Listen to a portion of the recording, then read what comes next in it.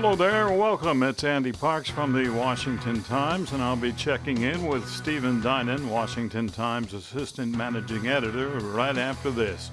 You know, as a listener to my podcast, you qualify to receive a 50% discount on an annual digital subscription to the Washington Times. That's right, simply go to washingtontimes.com/Andy.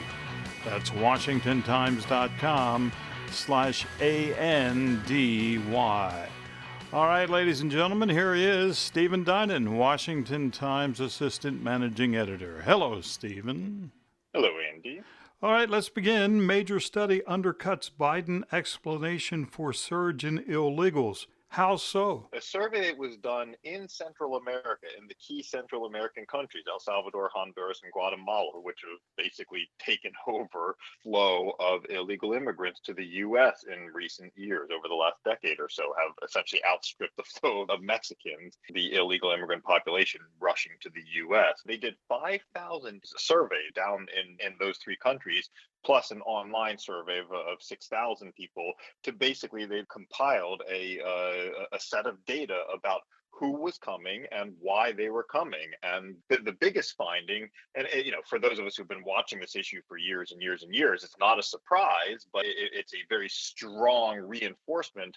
They're coming for jobs. They're not coming because of fears of violence generally. They're not coming because of climate change, directly contradicting what Vice President Kamala Harris repeatedly cited when she was down in Guatemala earlier this summer.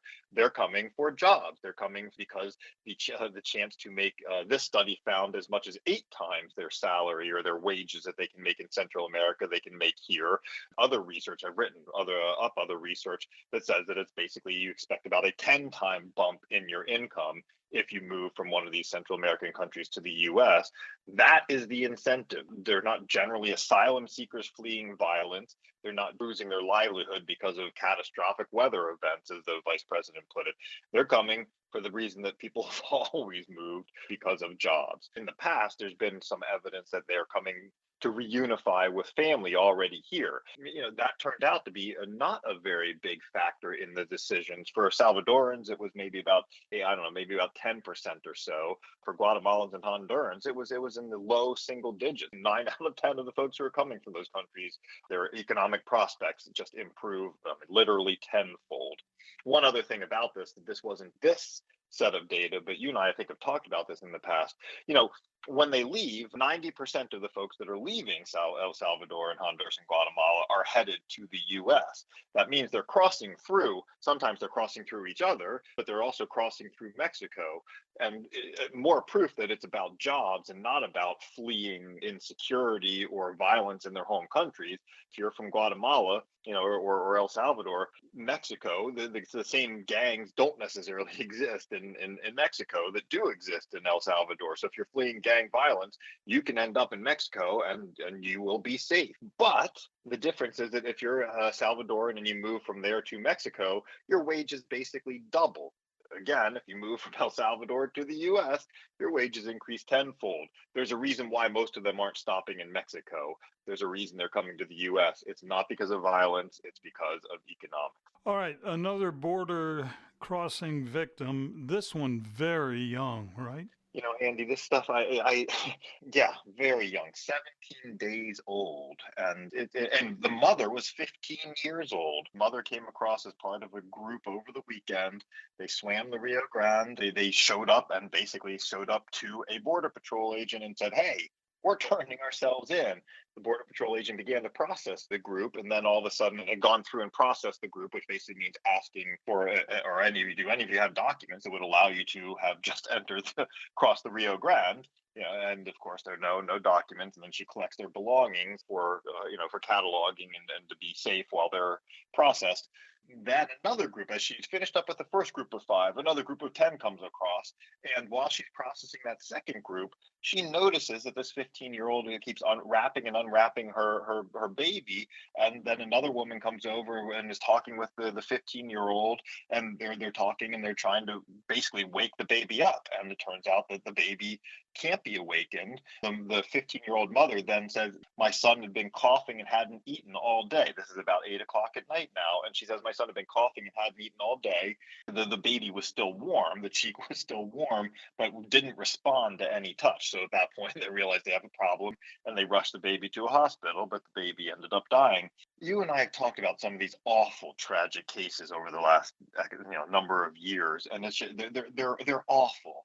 They're really awful. And the question is, the blood of that decision of that 17-day-old baby rests on a lot of people, but obviously in particular the 15-year-old mother who brought the baby, but it also rests on the smugglers who told that mother, hey, this journey will be easy, you'll be fine, you can make it.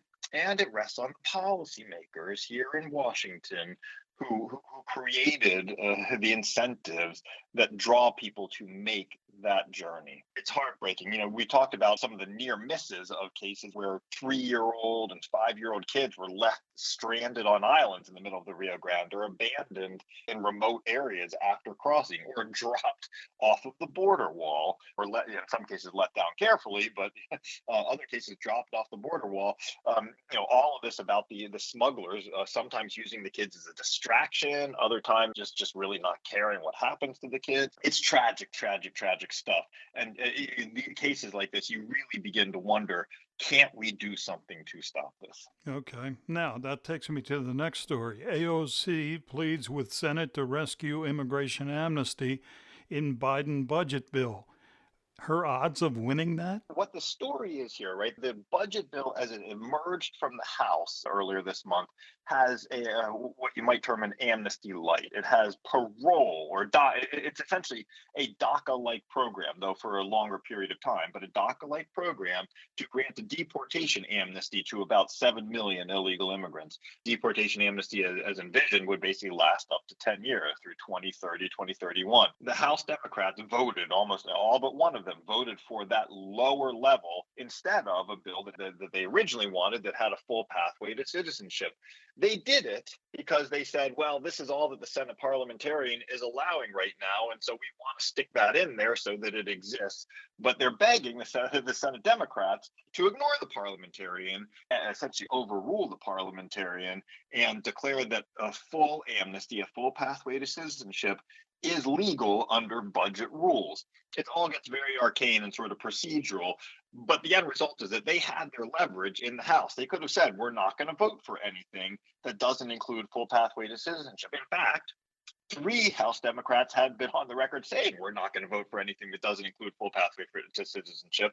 When the time came, they ended up voting for a bill that didn't include pathway to citizenship. They were 3 of the most prominent names on this new letter saying, hey, Senate, rescue us from our failure.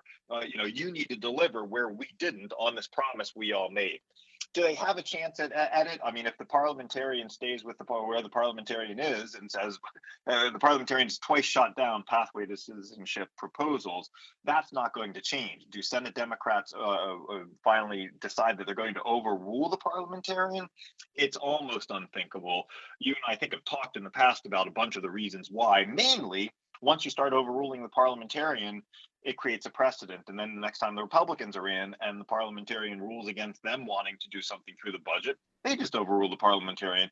And eventually it becomes the beginning of the end of the filibuster. There are still some Democrats and most Republicans who don't want to take that step right now. So I do not think that they do overrule the parliamentarian. This letter to me seemed more about basically saying, hey, don't blame us. Immigration rights advocacy and activists, don't blame us for the fact that we couldn't get it done, when of course they all voted for a bill that didn't get it done. All right, one final thing before I let you run. What are you working on? I'm working on a story. ICE has revealed some interesting data recently about, so ICE has been operating since February 18th under a set of rules of limiting who ICE officers and agents should go after for arrest. It's the enforcement priorities guidance. Homeland Security Secretary Mayorkas in late September issued new rules superseding those, sort of the final rules for the Biden administration. But part of a lawsuit earlier this month, ICE filed data explaining how things had been operating under the February 18th guidance, and it's a really fascinating look at basically at the aperture of illegal immigrant targets under the Biden administration. To cut to the chase, the answer is that immigration deportation officers averaged 1 arrest every other month. So if you're a deportation officer, make 6 arrests a year and call it a day, essentially, under the new rules. That's how limited the actual number of targets is.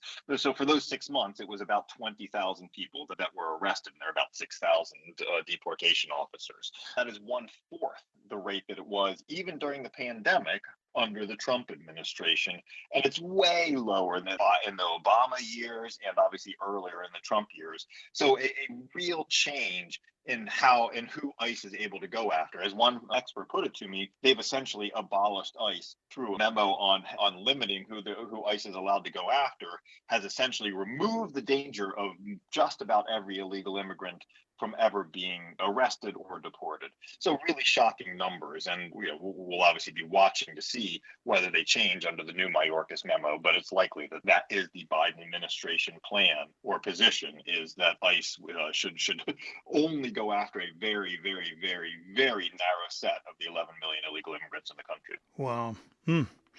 All right. I look forward to that story and many others from you. Thank you, Stephen. As always, we'll do it again next week. My pleasure, Andy. Washington Times Assistant Managing Editor, Stephen Dinan. Thanks for joining me today, and remember to receive a 50% discount on an annual digital subscription to the Washington Times. Go to washingtontimes.com/Andy.